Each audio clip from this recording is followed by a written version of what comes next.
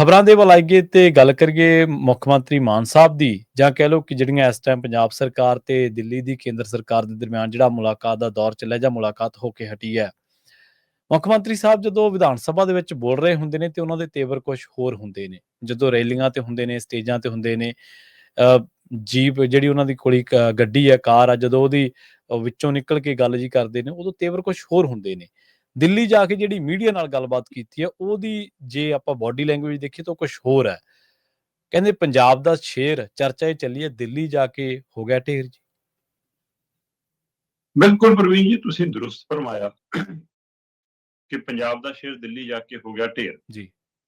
ਜਦੋਂ ਚੰਡੀਗੜ੍ਹ ਤੋਂ ਦਿੱਲੀ ਨੂੰ ਜਾਂਦੇ ਆ ਨਾ ਲੋਕ ਆਪਣੀ ਗੱਡੀ ਲੈ ਕੇ, ਤਾਂ ਉਹ ਪਹਿਲਾਂ ਪੈਟਰੋਲ ਪੰਪ ਤੇ ਹਵਾ ਚੈੱਕ ਕਰਾਉਂਦੇ ਆ ਟਾਇਰਾਂ 'ਚ। ਜੀ ਜੀ। ਤੇ ਫਿਰ ਉਹ ਜਦੋਂ ਹਵਾ ਐਨ ਫੁੱਲ ਹੋ ਜਾਂਦੀ ਹੈ, ਫਿਰ ਐਨ ਬੁੜਕਦੇ ਜਾਂਦੇ ਆ ਟਾਇਰ ਦਿੱਲੀ ਤੱਕ। ਤੇ ਕਈ ਵਾਰ ਦਿੱਲੀ ਜਾ ਕੇ ਜੇ ਫਿਰ ਸੂਈ ਸਾਈ ਵੱਜੇ, ਕੋਈ ਮੇਖ ਮੁਖ ਫਸ ਜੇ, ਤੇ ਜੇ ਟਾਇਰ ਪੈਂਚਰ ਹੋ ਜਾਵੇ ਨਾ, ਫਿਰ ਫੁੱਸ ਹੋ ਜਾਂਦਾ। ਇੱਥੋਂ ਤਾਂ ਬਹੁਤ ਬੁੜਕਦੇ ਗਏ। ਜੀ ਜੀ। ਉੱਥੇ ਜਾ ਕੇ ਪੈਂਚਰ ਕਿਉਂ ਹੋ ਗਿਆ ਜੀ। ਪੰਜਾਬ ਦੇ ਮੁੱਖ ਮੰਤਰੀ 2 ਦਿਨ ਪਹਿਲਾਂ ਹੀ ਪੰਜਾਬ ਦੀ ਵਿਧਾਨ ਸਭਾ 'ਚ ਛਾਤੀ ਤੇ ਹੱਥ ਮਾਰ ਕੇ ਕਹਿ ਰਹੇ ਸੀ, ਅਸੀਂ ਹਿੱਕ 'ਚ ਵੱਜਣ ਵਾਲੇ ਲੋਕ ਹਾਂ, ਅਸੀਂ ਕਾਗਜ਼ੀ ਸ਼ੇਰ ਨਹੀਂ। ਜੀ ਜੀ। ਅਸੀਂ ਹਿੱਕ 'ਚ ਵੱਜਦੇ ਹਾਂ, ਤੁਹਾਡੀ ਹਿੱਕ 'ਚ ਵੱਜ ਕੇ ਆਏ ਆ ਪ੍ਰਗਟ ਸਿੰਘ ਜੀ, ਤਾਂ ਹੀ ਇੱਥੇ ਆਏ, ਨਹੀਂ ਕੌਣ ਆਉਣ ਦਿੰਦਾ ਸੀ ਸਾਨੂੰ। ਅਸਲ 'ਚ ਪ੍ਰਗਟ ਸਿੰਘ ਨੇ ਕਹਿਤਾ ਕਿ ਜੀ ਆਪਾਂ ਇੱਥੇ ਕੀ ਮਤੇ ਮੁਤੇ ਪਾਈ ਜਾਂਦੇ ਨਾ, ਮਤਿਆਂ ਨੂੰ ਕਿਹਨੇ ਪੁੱਛਣਾ, ਚਲੋ ਆਪਾਂ ਦਿੱਲੀ ਦੀ ਹਿੱਕ 'ਚ ਵੱਜੀਏ ਜਾ ਕੇ। ਤੇ ਉਹਦੇ ਜਵਾਬ 'ਚ ਮੁੱਖ ਮੰਤਰੀ ਕਹਿ ਰਹੇ ਕਿ ਅਸੀਂ ਕਾਗਜ਼ੀ ਨਹੀਂ, ਅਸੀਂ ਹਿੱਕ 'ਚ ਵੱਜਣ ਵਾਲੇ। ਠੀਕ ਹੈ। ਫਿਰ ਇਹ ਵੀ ਕਨਾਤਾ, ਅਸੀਂ CBI, ED, ਇਨਕਮ ਟੈਕਸ ਇਹਨਾਂ ਤੋਂ ਡਰਦੇ ਨਹੀਂ। ਸਾਡਾ ਤਾਂ ਮਨੀਸ਼ ਸਿਸੋਦੀਆ ਵੀ ਅੰਦਰ ਰਿਹਾ, ਸੰਜੇ ਸਿੰਘ ਵੀ ਅੰਦਰ ਰਿਹਾ, ਸਾਡਾ ਤਾਂ ਸਤਿੰਦਰ ਜੈਨ ਵੀ ਅੰਦਰ ਰਿਹਾ, ਸਾਡਾ ਕੇਜਰੀਵਾਲ ਵੀ ਅੰਦਰ ਰਿਹਾ, ਸਾਨੂੰ ਵੀ ਕਰ ਦੇਣਗੇ, ਕੋਈ ਨਾ, ਡਰਦੇ ਨਹੀਂ ਗੇ। ਸਹੀ ਸਹੀ, ਬਿਲਕੁਲ ਜੀ, ਡਰਦੇ ਨਹੀਂ ਗੇ।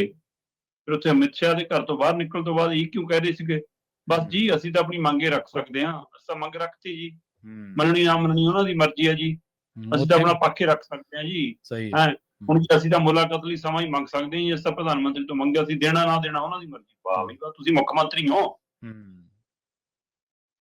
ਤੁਸੀਂ ਸਵਾਲ ਪਾਓ। ਸਹੀ ਹੈ, ਬਿਲਕੁਲ, ਕਿ ਲੋਕਤੰਤਰ ਤਰੀਕੇ ਦੇ ਵਿੱਚ ਜੇ ਇੱਕ ਮੁੱਖ ਮੰਤਰੀ ਨੂੰ ਸਮਾਂ ਨਹੀਂ ਦਿੰਦੇ ਪ੍ਰਧਾਨ ਮੰਤਰੀ, ਫਿਰ ਕਿਹਨੂੰ ਦਿੰਦੇ ਨੇ? ਤੁਸੀਂ ਸਵਾਲ ਪਾਓ ਕਿ ਡਬਲ ਇੰਜਨ ਵਾਲੇ ਸਰਕਾਰ ਵਾਲਾ ਫਾਰਮੂਲਾ ਕਿੱਥੋਂ ਆ ਗਿਆ। ਤੁਸੀਂ ਸਵਾਲ ਪਾਓ ਕਿ ਜਨਾਬ ਆਹ 1600 ਕਰੋੜ ਦਾ ਕੀ ਮਤਲਬ ਆ। ਤੁਸੀਂ ਕਹਿੰਦੇ ਨਹੀਂ, ਅਸੀਂ ਆਪਣੀ ਗੱਲ ਰੱਖਤੀ ਜੀ, ਹੁਣ ਦੇਣਾ ਨਾ ਦੇਣਾ ਮੈਂ ਕਿਹਾ ਜੀ ਉਹਨਾਂ ਨੂੰ 1600 ਕਰੋੜ ਘੱਟ ਹੈ ਜੀ, ਉਹਨਾਂ ਨੇ ਕਹਿਤਾ ਜੀ ਟੋਕਨ ਮਨੀ ਹੈ, ਕੋਈ ਨਾ ਹੋਰ ਦੇ ਦਾਂਗੇ। ਮਤਲਬ ਉੱਥੇ ਕਿਸੇ ਗੱਲ 'ਚ ਜਾਨ ਨਹੀਂ ਸੀ। ਸਹੀ, ਤੁਸੀਂ ਆਪਣਾ ਕੇਸ, ਪੰਜਾਬ ਦਾ ਕੇਸ ਮਜ਼ਬੂਤੀ ਨਾਲ ਨਹੀਂ ਰੱਖ ਪਾ ਰਹੇ। ਪੰਜਾਬ ਦੀ ਵਿਧਾਨ ਸਭਾ 'ਚ ਤੁਸੀਂ ਮਤੇ ਪਾਉਣੇ ਹੋ 20,000 ਕਰੋੜ ਦੇ। ਅਮਿਤ ਸ਼ਾਹ ਦੇਸ਼ ਦੇ ਗ੍ਰਹਿ ਮੰਤਰੀ ਨਾਲ ਮੁਲਾਕਾਤ ਤੋਂ ਬਾਅਦ ਤੁਸੀਂ ਮੀਡੀਆ ਨੂੰ ਕਹਿੰਦੇ ਹੋ ਵੈਸੇ ਤਾਂ 13,800 ਕਰੋੜ ਦਾ ਜੀ ਸਾਡਾ ਨੁਕਸਾਨ। ਸਹੀ ਹੈ, ਬਾਕੀ ਧਰਾਤਲ ਤੇ ਜਾ ਕੇ ਪਤਾ ਲੱਗੂਗਾ ਜੀ, ਉਹ ਨੀਚੇ ਜਾਣਾ ਪੜਤਾ ਹੈ ਨਾ। ਮੈਂ, ਤੁਸੀਂ ਹਿੰਦੀ ਵਾਲੇ ਹੋ, ਮੈਂ ਤਾਂ ਹਿੰਦੀ ਬੋਲ ਰਿਹਾ, ਕਹਿੰਦਾ ਹੈ ਪੱਤਰਕਾਰਾਂ ਨੂੰ, ਕਹਿੰਦਾ ਉਹ ਫਿਰ ਥੱਲੇ ਜਾ ਕੇ ਕਹਿੰਦਾ ਜਦੋਂ ਧਰਾਤਲ ਤੇ ਜਾਵਾਂਗੇ ਫਿਰ ਪਤਾ ਲੱਗੂ 20,000 ਕਰੋੜ ਤੋਂ ਤਾਂ ਵਧੇ ਜਾਣਾ। ਜਦੋਂ ਪ੍ਰਧਾਨ ਮੰਤਰੀ ਨੂੰ ਦੇ ਰਹੇ ਸੀਗੇ ਇਹ ਸਾਰੇ ਮੰਗ ਪੱਤਰ ਪੁੱਤਰ, ਤਦ ਮੰਤਰੀ ਕੁਝ ਹੋਰ ਕਹਿ ਰਿਹਾ ਸੀ, ਚੀਫ ਸੈਕਟਰੀ ਕੁਝ ਹੋਰ ਕਹਿ ਰਿਹਾ ਸੀ। ਅੱਜ ਜਦੋਂ ਇਸ ਦੇ ਗ੍ਰਹਿ ਮੰਤਰੀ ਨੂੰ ਮਿਲ ਕੇ ਆ ਕੇ ਤੁਸੀਂ ਮੀਡੀਆ ਨੂੰ ਦੱਸ ਰਹੇ ਹੋ, ਇਹਦਾ ਮਤਲਬ ਤੁਸੀਂ ਕੁਝ ਕਹਿ ਰਹੇ ਹੋ, ਤੁਹਾਡੇ ਮਤੇ ਕੁਝ ਕਹਿ ਰਹੇ ਆ। ਸਹੀ ਹੈ। ਤੇ ਜਦੋਂ ਤੁਸੀਂ ਆਪਣਾ ਕੇਸ ਹੀ ਇਕਸਾਰ ਨਹੀਂ ਰੱਖ ਪਾ ਰਹੇ, ਫਿਰ ਕੇਂਦਰ ਕਿਉਂ ਸੁਣੂਗਾ? ਕੇਂਦਰ ਤਾਂ ਪਹਿਲਾਂ ਹੀ ਨਹੀਂ ਪੰਜਾਬ ਦੀ ਸੁਣਦਾ।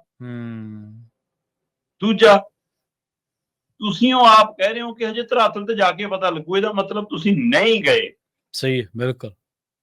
ਤੁਸੀਂ ਸਿਰਫ ਮਾਹੌਲ ਸਿਰਜਿਆ ਪੰਜਾਬ ਦੀ ਵਿਧਾਨ ਸਭਾ 'ਚ ਦਿਖਾਉਣ ਲਈ, ਤਾਂ ਕਿ ਲੋਕ ਸਾਨੂੰ ਗਾਲਾਂ ਕੱਢਣੋਂ ਹਟ ਜਾਣ, ਕਿਉਂਕਿ ਲੋਕ ਕਹਿੰਦੇ ਸੀਗੇ ਕਿ ਸਰਕਾਰ ਤਾਂ ਬੋੜੀ ਨਹੀਂ, ਸਿਰਫ ਉਹ ਦਿਖਾਉਣ ਲਈ ਜੀ। ਸੋ ਕੁੱਲ ਮਿਲਾ ਕੇ ਅਮਿਤ ਸ਼ਾਹ ਦੀ ਮੁਲਾਕਾਤ ਤੋਂ ਬਾਅਦ ਵੀ ਕੋਈ ਆਸ ਉਮੀਦ ਨਹੀਂ ਹੈਗੀ ਕਿ ਹਾਂ ਕੇਂਦਰ ਕੋਈ ਬਾਂਹ ਫੜੂਗਾ, ਕੋਈ ਗਾਂਹ ਗੱਲ ਕਰੂਗਾ, ਕਿਉਂਕਿ ਉਹ ਤਾਂ ਸਿੱਧੇ ਪੈਸੇ ਦੇਣ ਦੀਆਂ ਗੱਲਾਂ ਕਰਨ ਲੱਗ ਪਿਆ ਸੀ, ਸੂਬਾ ਸਰਕਾਰ ਨੂੰ ਦਰਕਨਾਰ ਕਰਨ ਦੀ ਗੱਲਾਂ ਕਰਨ ਲੱਗ ਪਿਆ ਸੀ।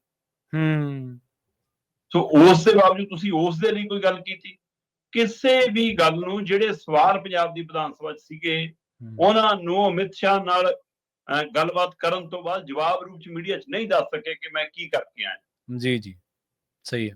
25 ਮਿੰਟ ਉਸ ਘਰ ਦੇ ਅੰਦਰ, ਗੇਟਾਂ ਦੇ ਅੰਦਰ ਰਹੇ ਨੇ ਮੁੱਖ ਮੰਤਰੀ ਭਗਵੰਤ ਮਾਨ। ਸਹੀ, ਮੁਲਾਕਾਤ ਕਿੰਨੇ ਮਿੰਟ ਦੀ ਹੈ? ਭਗਵੰਤ ਮਾਨ ਤੇ ਅਮਿਤ ਸ਼ਾਹ ਜਾਣਨ, ਫੋਟੋਆਂ ਜਾਰੀ ਹੋ ਗਈਆਂ, ਪਰ ਉਹਨਾਂ ਦੇ ਤੇਵਰ ਜਿਹੜੇ ਬਦਲੇ ਵੇ ਸੀ, ਉਹਨਾਂ ਦੀ ਜੀਭ ਜਿਵੇਂ ਥਥਲਾ ਰਹੀ ਸੀ, ਜਿਵੇਂ ਸਰੀਰ ਸਾਥ ਨਹੀਂ ਦੇ ਰਿਹਾ ਸੀ, ਲੱਗਦਾ ਕਲਾਸ ਨਾ ਲੱਗੀ ਹੋਵੇ ਕਿਤੇ ਕੋਈ ਹੋਰ। ਸਹੀ ਕਿਉਂਕਿ ਮੰਨਿਆ ਜਾਂਦਾ ਰਿਹਾ ਕਿ ਕਿਸੇ ਸਮੇਂ ਅਮਿਤ ਸ਼ਾਹ ਦੇ ਖਾਸ ਸੀ ਤੇ ਹੁਣ ਪਰ ਪਿਛਲੇ ਕੁਝ ਦਿਨਾਂ ਤੋਂ ਜਿਵੇਂ ਬੀਜੇਪੀ ਨੂੰ ਪੰਜਾਬ 'ਚ ਖੜ ਕੇ ਭਿਉਂ ਕੇ ਮਾਰ ਰਹੇ ਸੀਗੇ, ਉਸ ਤੋਂ ਤਾਂ ਲੱਗਦਾ ਸੀਗਾ ਕਿ ਵੀ ਲੈ ਵੀ ਰਿਸ਼ਤਾ ਕੁਝ ਵਿਗੜ ਗਿਆ ਜਾਂ ਰਾਜਨੀਤਿਕ ਤੀਰਅੰਦਾਜ਼ੀ ਹੈ, ਪਰ ਅੱਜ ਬਾਹਰ ਨਿਕਲਣ ਤੋਂ ਬਾਅਦ ਲੱਗਿਆ ਕਿ ਨਹੀਂ, ਅੰਦਰੋਂ ਚੂੜੀ ਟੈਟ ਵੀ ਹੋਈ ਹੈ। ਅਸਲ ਦੇ ਵਿੱਚ ਆਪਾਂ ਕਹਿ ਦਿੰਦੇ ਹਾਂ ਵੀ ਇੱਥੇ ਦਿੱਲੀ ਵਾਲੇ ਰਾਜ ਕਰ ਰਹੇ ਨੇ, ਖਬਰਾਂ ਉਹਨਾਂ ਕੋਲੇ ਵੀ ਕੋਈ ਇੰਟੈਲੀਜੈਂਸ ਜਾਂਦੀ ਹੋਵੇ, ਅਫਸਰ ਤਾਂ ਹਰ ਤਰ੍ਹਾਂ ਦੇ ਹੁੰਦੇ ਨੇ, ਅਫਸਰਾਂ ਦੇ ਗਰੁੱਪ ਵੀ ਹੁੰਦੇ ਨੇ, ਆਪਾਂ ਦੇਖਿਆ ਇਨਫੋਰਮੇਸ਼ਨ ਜਾਂਦੀ ਹੋਊਗੀ, ਤੇ ਜਦੋਂ ਕੋਈ ਉਸ ਤਰ੍ਹਾਂ ਦੀ ਇਨਫੋਰਮੇਸ਼ਨ ਜਿਹੜੀ ਕਿ ਲੱਗਦਾ ਕਿ ਜਿਹੜੀ ਕਮਜ਼ੋਰ ਕੜੀ ਦੱਬ ਦਿੰਦੀ ਹੈ, ਕਈ ਵਾਰੀ ਆਪਾਂ ਦੇਖਦੇ ਹਾਂ ਨਾ ਕਿ ਰਾਖਸ਼ ਦੀ ਜਾਨ ਤੋਤੇ ਦੇ ਵਿੱਚ, ਉਹ ਫਿਰ ਉਸ ਤਰ੍ਹਾਂ ਦਾ ਕੰਮ ਫਿਰ ਉਹ ਇਨਫੋਰਮੇਸ਼ਨ ਕਰਦੀ ਹੈ। ਫਿਰ ਜਦੋਂ ਅਗਲੇ ਫਾਈਲ ਕੱਢ ਕੇ ਲਿਆਉਂਦੇ ਨਾ ਕਿ ਬਈ ਆਹ ਕਿਵੇਂ ਕੀਤਾ ਸੀ, ਮਾੜਾ ਜਿਹਾ ਦੱਸਿਓ, ਫਿਰ ਉਦੋਂ ਜ਼ੁਬਾਨ ਵੀ ਥਲਥਲਾਉਣ ਲੱਗਦੀ ਹੈ ਜੀ। ਜੀ ਪੰਜਾਬ ਦਾ ਚੀਫ ਸੈਕਟਰੀ, ਪੰਜਾਬ ਦਾ ਡੀਜੀਪੀ, ਉਹ ਪੰਜਾਬ ਤੋਂ ਨਹੀਂ ਹੈ। ਸਹੀ ਹੈ, ਬਿਲਕੁਲ। ਬਾਰੀ ਤੇ ਉਹ ਆਸ਼ੀਰਵਾਦ ਨਾਲ ਲੱਗਦੇ ਨੇ, ਸਹੀ ਸਰਕਾਰ ਦੇ ਆਸ਼ੀਰਵਾਦ ਨਾਲ ਲੱਗਦੇ ਨੇ, ਉਹਨਾਂ ਦੀ ਪਸੰਦਾ ਹੁੰਦਾ ਕਿ ਹਾਂ ਇਹਨੂੰ ਲਾਉਣਾ, ਇਹਨੂੰ ਲਾਉਣਾ, ਕਿਹਨੂੰ ਲਾਉਣਾ। ਜੀ ਜੀ। ਫਿਰ ਮੈਂ ਨਹੀਂ ਕਹਿੰਦਾ ਕਿ ਉਹਨਾਂ ਨੇ ਕੁਝ ਕੀਤਾ, ਮੈਂ ਇੱਕ ਉਦਾਹਰਨ ਦੇ ਰਿਹਾ ਕਿ ਦੋ ਬੰਦੇ ਜੇ ਬਾਹਰੋਂ ਨੇ ਤਾਂ ਹੋਰ ਪਤਾ ਨਹੀਂ ਕਿੰਨੇ ਬਾਹਰ ਕੈਡਰ ਵਾਲੇ ਇੱਥੇ ਲੱਗੇ। ਸਹੀ ਗੱਲ, ਬਿਲਕੁਲ ਬਿਲਕੁਲ।